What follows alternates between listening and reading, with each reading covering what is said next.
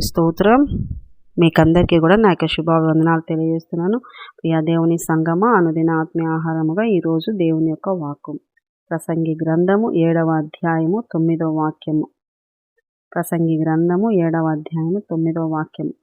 ఆత్రపడి కోపపడవద్దు, బుద్ధిహీనుల అంతరింద్రియముల యందు కోపము సుఖ నివాసము చేయును. ప్రియ దేవుని బిడ్డలారా, ఆత్రపడి కోపపడవద్దు.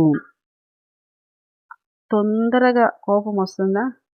తొందరగా ప్రతి విషయానికి కొంతమంది చిరాకు పడుతూ కోపపడుతూ సహించే మనసు లేకుండా ఊరికేనే కోపపడుతుంటారు.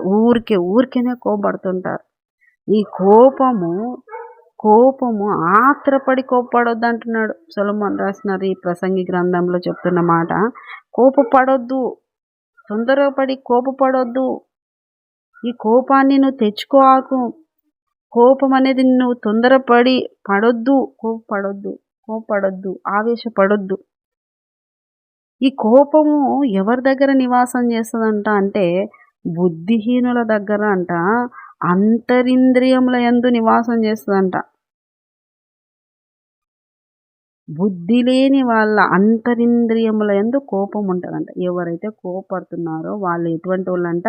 బుద్ధిహీనులు. కోపపడకూడదు, కోపపడితే బుద్ధిహీనత్వము. మరి కోపడండి కానీ పాపం చేయొద్దని వ్రాయబడింది కదా అంటే, మరి నిజమే. కొన్ని దాళ్ళకి యేసయ్య కూడా కోపన్నాడు. నా మందిరాన్ని వ్యాపారపు ఇల్లుగా చేయొద్దని బలల్ని ఎత్తి పడేస్తున్నాడు. వాక్యమునకు వ్యతిరేకముగా, దేవుని ఆత్మకు వ్యతిరేకంగా, నీ విశ్వాసమునకు నువ్వు దేవునితో నడుస్తున్నటువంటి అని యొక్క ఆత్మీయ దేవుని యొక్క మార్గంలో నువ్వు నడుస్తున్నప్పుడు, నువ్వు దేవునితో నడుస్తున్న ఆ ఆత్మీయతకు వ్యతిరేకంగా నీకు జరిగినప్పుడు నువ్వు కోపపడవచ్చు. కానీ మిగతా అన్నింటికి ఆత్రపడి కోపడుతుంటారు.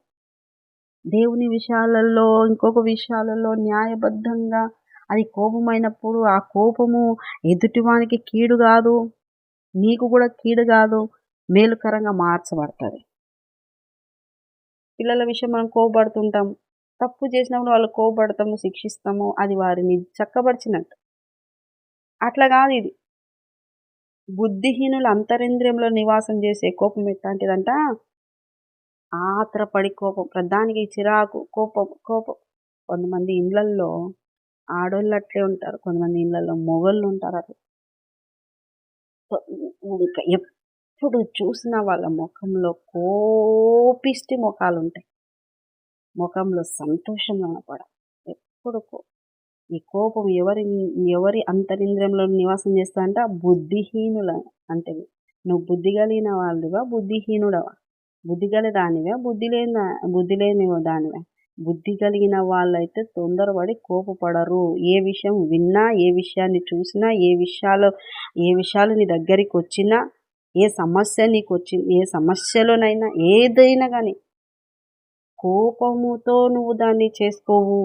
బుద్ధి కలిగిన వాళ్ళ లక్షణం ఏంటంటే ప్రతి విషయాల్లో వివేచించుకునే మనసు ఉంటుంది బుద్ధి కలిగిన వాళ్ళు. బుద్ధి లేని వాళ్ళ, బుద్ధిహీనుల యొక్క అంతరింద్రియాల్లో సమస్య వస్తే కోపము, మాట్లాడితే కోపము, వాళ్ళకు కీడే, ఎదుటి వ్యక్తులకు. తన కోపమే తనకు శత్రువు. అది కూడా తెలుసు కదా సామెత. ఊరికి ఆత్రపడి కోపడొద్దు. బుద్ధి లేని హృదయంలో ఇది నివాసం చేస్తుందంట. ఈ రోజున నీకు బుద్ధి కలిగి ఉండావా, బుద్ధి లేకుండా ఉండావా? ఏ విషయాలకు కోపడాలి, ఏ విషయాలకు కోపడకూడదు, ఏ విషయానికి కూడా నువ్వు సహించుకునే మనసు ఉండాలో అది నువ్వు గ్రహించుకోవాలి. ఊరికే కోపడుతున్నావా? నువ్వు బుద్ధి లేదు నీకు. బుద్ధి లేని వాళ్ళ క్యారెక్టర్ ఏంటి? బుద్ధి లేని వాళ్ళ బ్రతికేంటి? బుద్ధి లేని వాళ్ళు ఎత్తబడే సంఘంలో ఉండరు. బుద్ధి గల కన్యకలు, బుద్ధి లేని కన్యకలు ఉంది కదా. బుద్ధి లేని కన్యకలు ఎదుర్కొన్నారా పెళ్లి కుమారుని? ఎదుర్కోలేరు వాళ్ళు. బుద్ధి గలవాడు ఇంటి పునాది దేని మీద వేసినాడు? రాయి మీద వేసినాడు. బుద్ధి లేని వాడిని పునాది ఇసుక మీద కట్టుకున్నాడు. గాలి వచ్చను, వాన వచ్చను, వరదలు కొట్టాను, వర్షం ఏది కొట్టినా బండ మీద బుద్ధి గల వాంది ఇండ్లు పడిపోలే, బుద్ధి లేని వాని ఇండ్లు కూలిపోయి. బుద్ధి గల వాడివా, బుద్ధి లేని దానివా, బుద్ధి లేని వాడివా, బుద్ధి గల దానివా, వివేచించుకో. సమస్యలు వచ్చినా, ఇబ్బందులు వచ్చినా, కష్టాలు వచ్చినా, ఎదుటి వ్యక్తులు నిన్ను తీసి పారేసి మాట్లాడినా ఆతరపడి కోపడకుండా దావీదు మాట్లాడినట్టు షిమి విషయంలో మాట్లాడిన మాట ఏంటి? దేవుడు వీడిని ప్రేరేపిస్తున్నాడు కనుక వీడు పలుకుతున్నాడు, ఆ పలుకుల వల్ల నాకు దీవెన వస్తుంది, యెహోవా నన్ను దీవించునుగాక అన్నాడు. సమస్యలు వచ్చినాయి, కష్టాలు వచ్చినాయి, ఇబ్బందులు వచ్చినాయి. కోపపడితే సమస్యలు సాల్వ్ కావు. బుద్ధి కలిగి వివేచించుకొని సమస్యలను పరిష్కరించుకోవాలి నిదానంగా. ఆత్రపడి కోపడే స్వభావాలు పెండ్లి కుమారుని ఎదుర్కొనేటువంటి గుంపు ఎదుర్కోలేని గుంపుకు ఎదుర్కోలేరు వాళ్ళు బుద్ధిహీనులు. దేవుణ్ణి ఎదుర్కోవాలని, దేవునితో ఉండాలని, దేవుడే ఆధారం అవ్వాలని, దేవుడే క్రీస్తు అనే బండ మీద పునాది కట్టుకోవాలనుకుంటున్నావా? బుద్ధి కలిగి బ్రతుకు. అంతరింద్రియములలో నీ హృదయములో యేసయ్య నివాసం చేసేటట్టుగా బ్రతకాలి. కనుక కోపము ఆ కోపానికి మళ్ళీ ఒక మంచి నైస్ పేరు బీపీ. బీపీ అంటే బ్లడ్ ప్రెషర్ సర్రన పెరిగిపోయి ఉంటుందంట బీపీ. కనుక ఇవన్నీ డెవిల్స్కు సంబంధించినటివే కనుక జాగ్రత్తగా ఉండి నార్మల్ స్థితిలో ఉండేటట్టుగా దేవుని వాక్యంతో కట్టబడాలన్నమాట. ఆతరపడి కోపడద్దు.